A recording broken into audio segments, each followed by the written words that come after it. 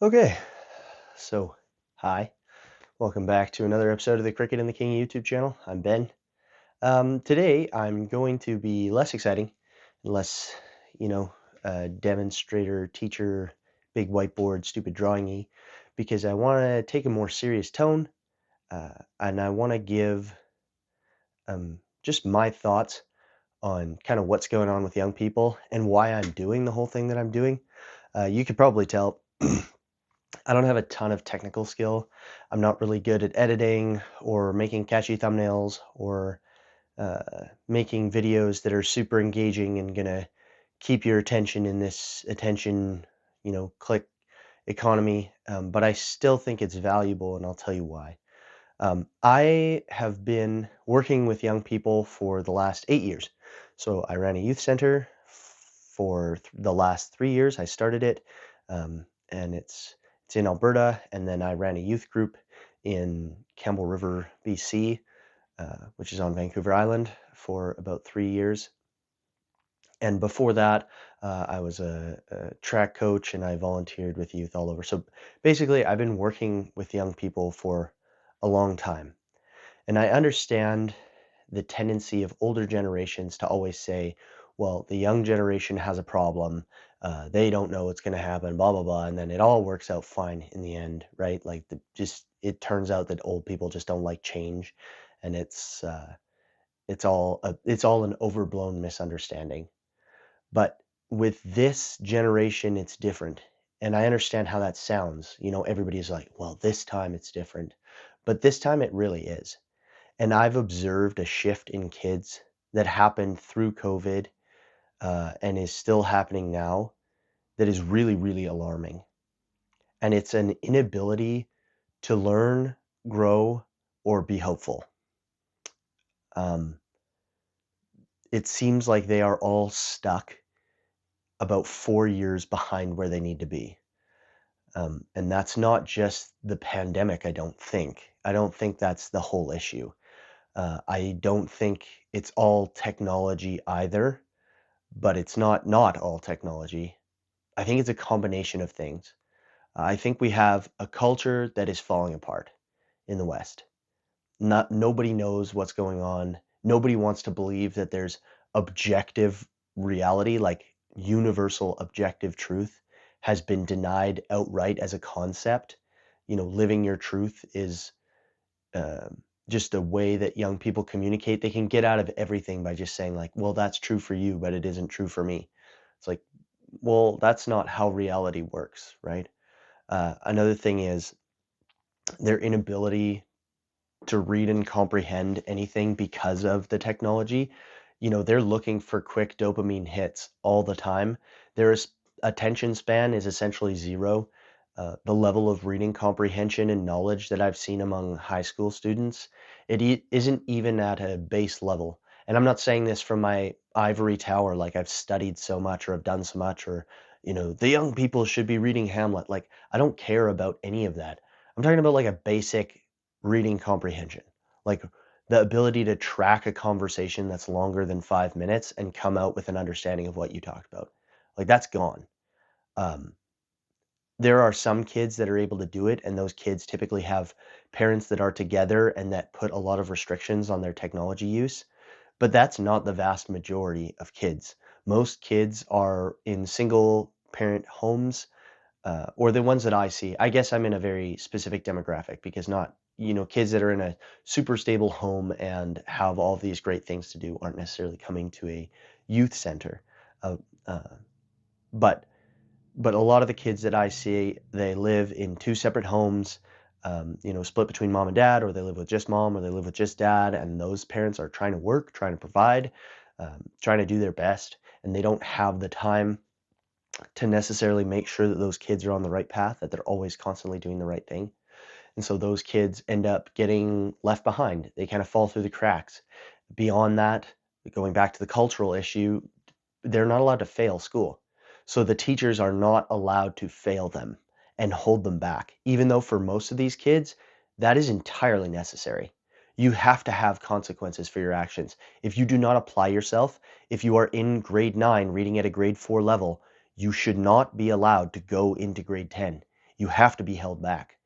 And that, "Oh, no, that's shame, it's just reality.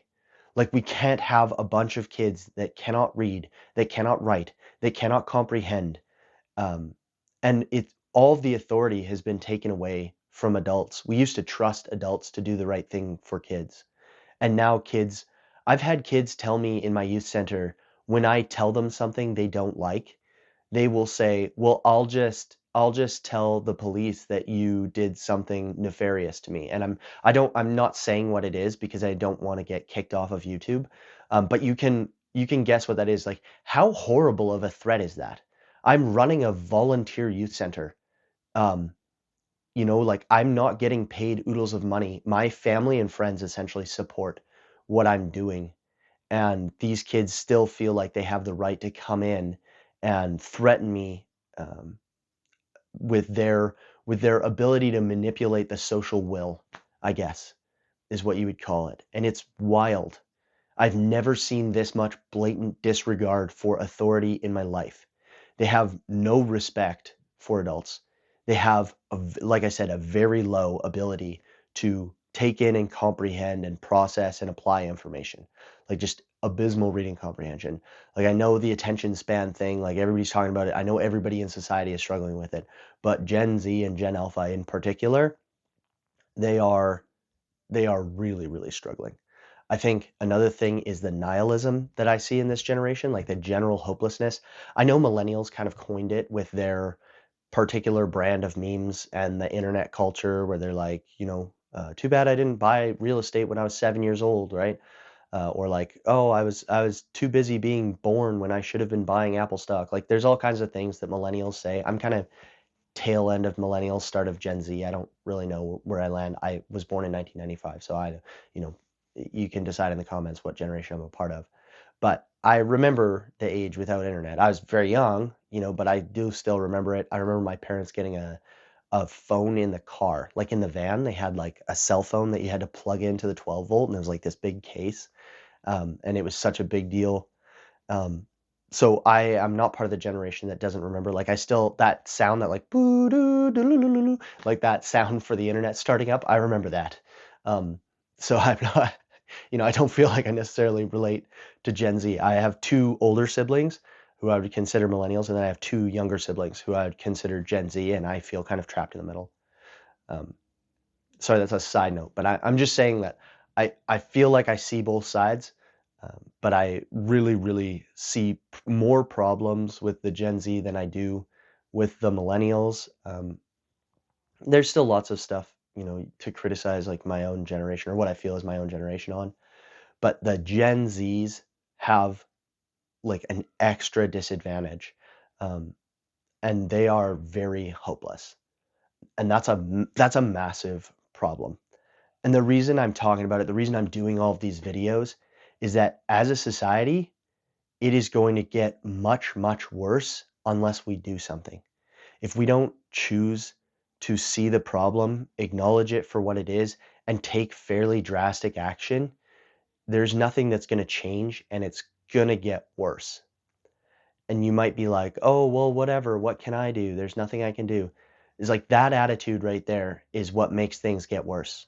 Like the apathy and the feeling that we can't do anything about any of our problems, that we have no agency, and that it's all just a foregone conclusion is wild to me. We need to be doing something. I'm making dumb, poorly edited YouTube videos that try to teach universal truths about life skills that will hopefully help young people. Maybe it'll help different people. I don't really know. But I do want to help. I want to do something like within my ability, and I'm not necessarily in it to be famous or to be to get some sort of massive accolade. I genuinely want to see people thrive. Um, and then I wanted to talk about like the things that we can do. So I've just kind of complained and been like, oh, it's all like this whole generation's on fire. It's gonna go terrible. Um, but there's stuff that we can do, especially as millennials. Uh, I know that we were failed as millennials to some degree because the other generations really failed to mentor us and like pass off the responsibility that would allow us to grow into functional adults. Like our generation had that joke. It's like, oh, here I am, like adulting. Like that's something that you're not supposed to just be as you get older, but I think it's that the responsibilities of adulthood were not really passed off very well to us from previous generations. Some people had it different than others, and I can't speak to all things, but generally that's kind of how things went. And so we felt like we were very much on our own, learning and figuring things out. But for our generation, we need to see what happened, and instead of um, letting our wounds fester and saying like, well, I wasn't mentored and I'm still confused and I'm still lost. We need to take the things that we've learned and experienced as adults in the world, and we need to start mentoring the young people. Like we need to invest back into the young people and start passing off responsibility to them. The problem that I see actually with that, especially in a workplace perspective, from the people that I know that work with Gen Z, is that they are so far behind that giving them any degree of responsibility is almost counterproductive.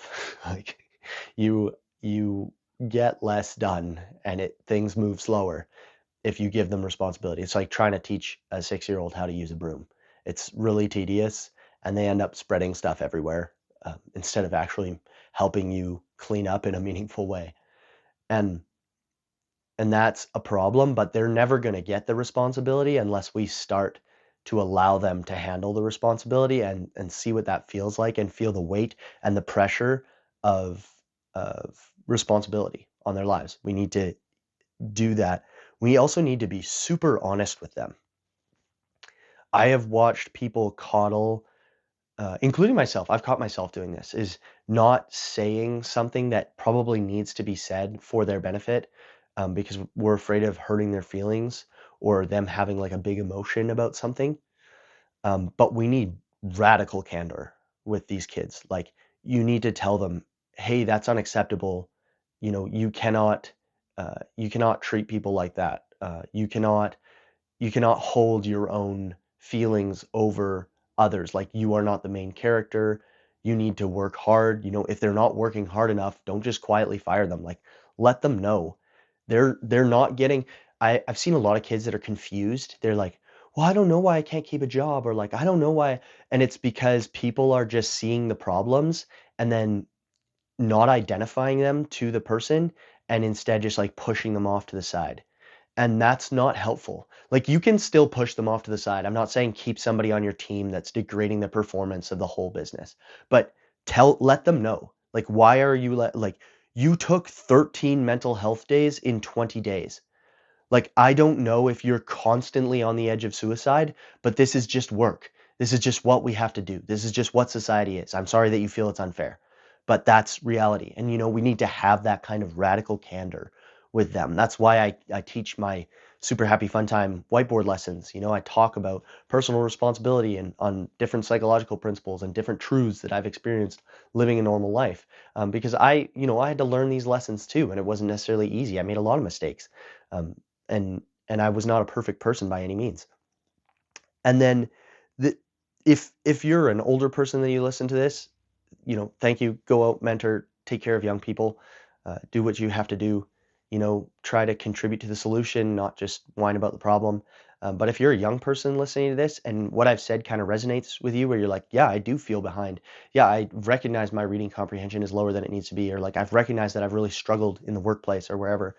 Like you need to try. Thank you for sticking around while I just lambasted your generation for however long I did.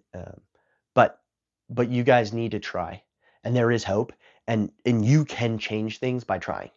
You can actually put effort forth into the world and have it return a result to you. It won't be perfect every time. It's not a video game where you play a certain strategy and you get a reward and there's this immediate feedback loop. Like your choices compound over time. I made a video on it. It's the Pareto curve of good and bad decisions, right? Like you don't feel the choices you make matter until much further down the line than you would think. You won't see the good fruit or the beneficial uh, consequences of a decision until several years down the road. So just try. Again, I am making these videos to try to help young people as best as I can. And And yeah, I hope that things can get better, but we need to be mentoring these young people, like in our generation. We need to have honesty with them. Like we need to be honest. When they make a mistake, you need to tell them what's wrong and what the problem with the mindset is.